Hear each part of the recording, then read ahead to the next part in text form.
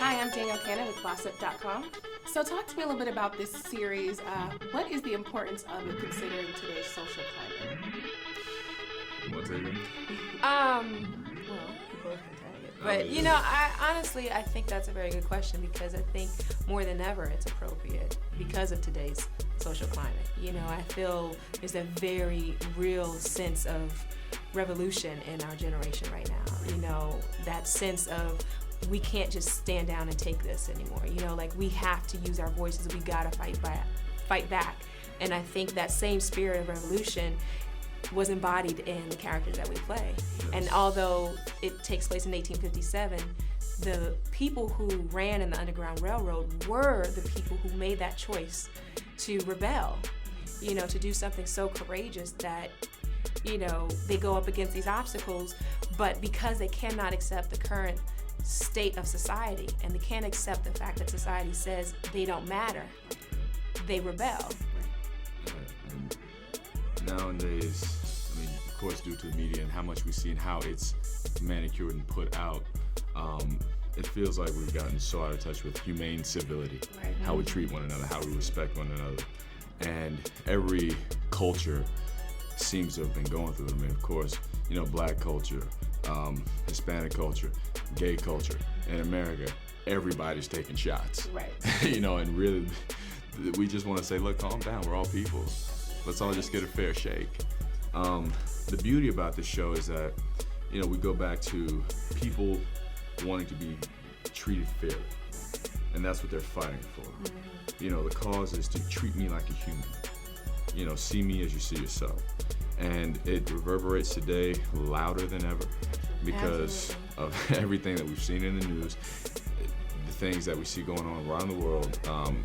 We just need to get back to that place where we understand, you know what, your human life is valuable and I respect that. Regardless of what I think I know or don't know about you, you still matter. Speaking of rebelling, when was the moment for Noah when he just decided, this is it, I've had enough, I have to do something? I think Noah has had this in him for a while because when he was a teenager, it was the first time that he heard a rumor about black folks being free.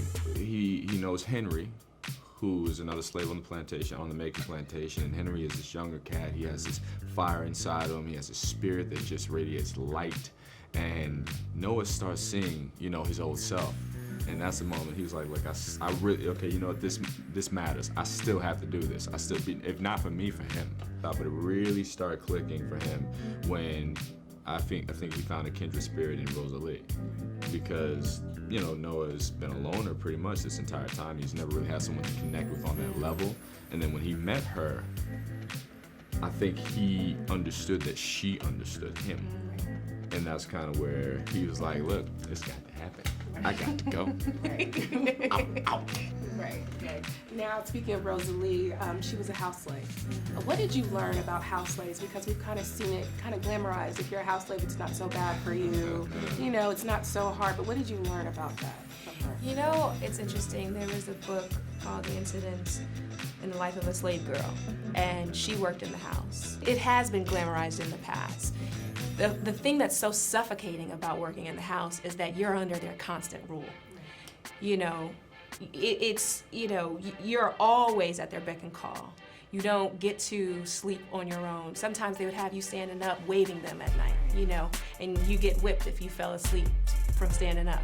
And it's this constant suffocation. You don't have any kind of identity. And the thing about Rosalie is she's practically wallpaper to them. You know, she blends right in. She doesn't have any right to have an identity. She doesn't have a right to have a voice.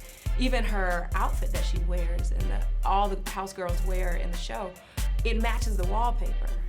And, you know, we as women, you want to be able to do your hair or you know, pick out which, no, like that you couldn't even conceive, you know. And so it's just, it's like you're slowly being suffocated. The life is slowly being suffocated out of you because you don't have a right to have any sort of identity. All right, well, thank you guys so much. Thank you. Thank you.